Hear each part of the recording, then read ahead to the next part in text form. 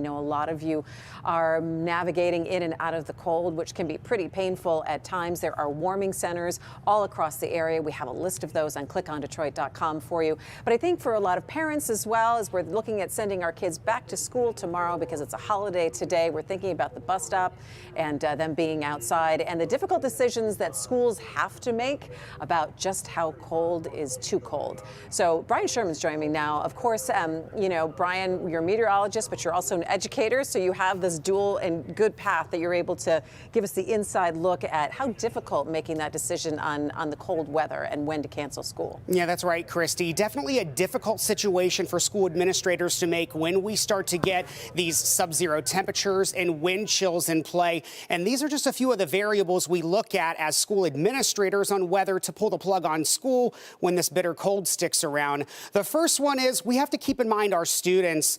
Do our students have a winter coat? Because let's be honest here, some of our students don't come to school with a winter coat because they may not have one, and it would be a little dangerous for them to be outside when our air temperatures and wind chills are well below zero. We also need to talk about student safety because while most kids ride the bus, some kids walk to school in some districts, so they would be spending a significant amount of time outside where they may not have the right gear in play to stay warm for that walk to school, and then also standing outside at the bus stop for the kids that are waiting for that bus to come early in the morning. With the temperatures and wind chills that low, they may not want to be outside for that long of a time waiting for the bus. Then we need to talk about the infrastructure itself, the school buses. Most school buses run on diesel fuel, and when temperatures and wind chills get this low, I know from experience from another district I worked in another state, diesel fuel congeals into a gel when the temperatures get this low and go below zero. So those buses,